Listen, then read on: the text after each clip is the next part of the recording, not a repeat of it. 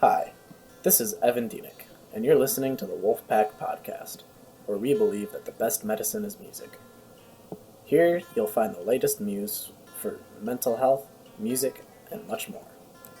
Today, we will be discussing one of my favorite topics, dialectical behavioral therapy. People ask me all the time, Evan, what is dialectical behavioral therapy? And to be honest, it's a tough question to answer. It's not a short answer. Dialectical behavioral therapy is a lot of things. Today we're going to be going over an article written by Nancy Schmelfing to help us describe what dialectical behavioral therapy is and go a little bit more in depth with what it means.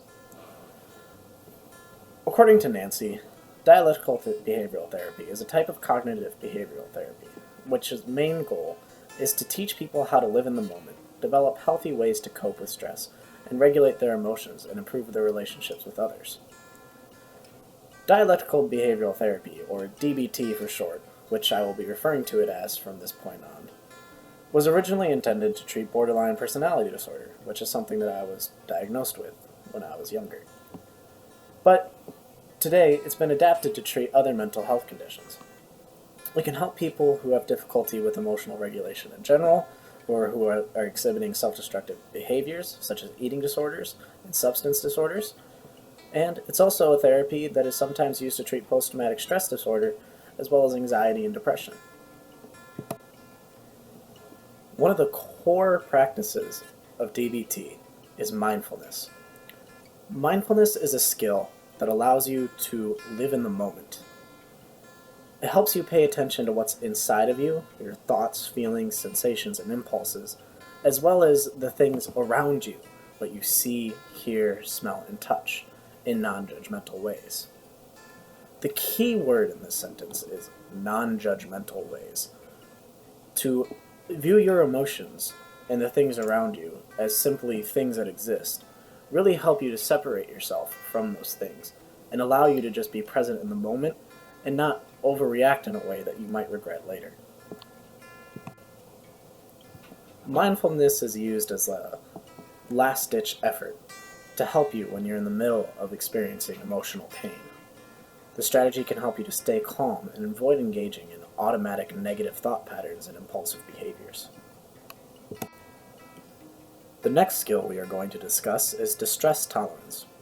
Distress tolerance helps you accept yourself and your current situation.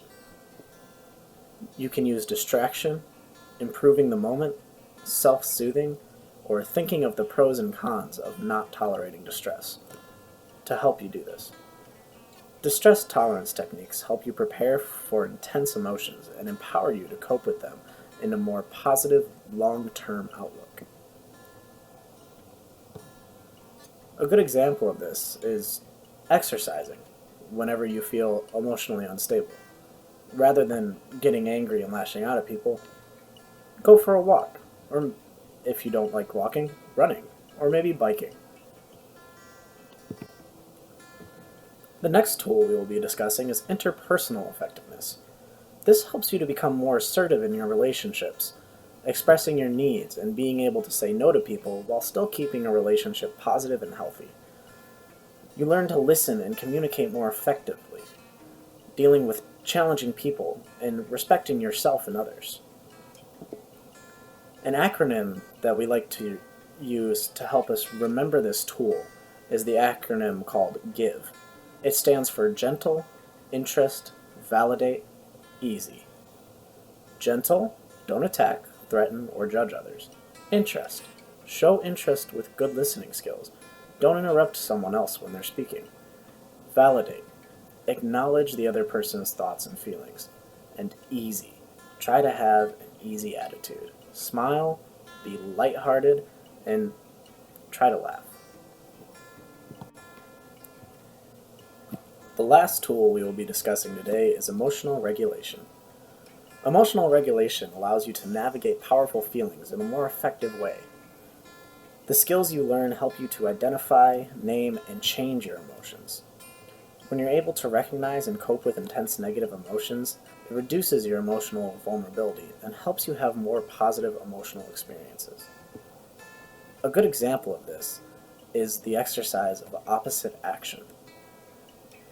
What this exercise is literally doing the exact opposite of whatever your powerful negative emotion makes you want to do.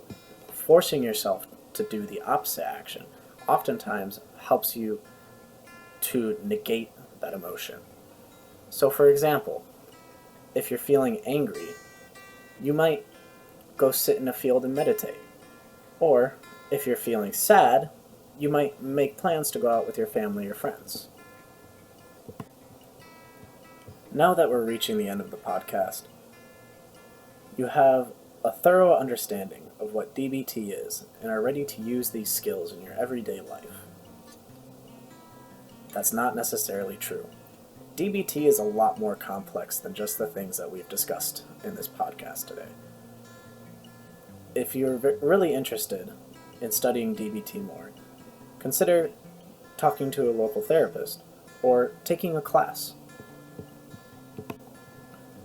DBT is a powerful tool that can help anyone to ease emotional stress, better their relationships, relieve anxiety, relieve depression, or simply just help you come to terms with yourself, accepting yourself for who you are while also accepting the fact that there are things that can be controlled and things that can be changed. In substance abuse recovery, there's a certain prayer that we like to use when discussing DBT. Lord, grant me the serenity to accept the things that I cannot change, the courage to change the things I can, and the wisdom to know the difference. DBT ties in with the Buddhist way of thinking, that the universe is all about balance. It is about inner balance and accepting yourself for who you are, as well as balance with the outside world, accepting reality for what it is, and meeting it on its own terms. Understanding that there are things about you that can be changed, and there are things about your environment that can be changed, and how to change those things in a healthy way. Thank you so much for taking the time to listen today.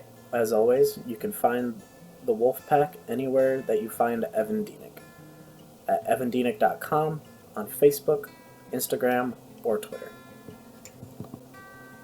Remember that you can always call the National Suicide Prevention Lifeline at 1-800-273-8255 for support and assistance, or if you or a loved one are in immediate danger, please immediately call 911.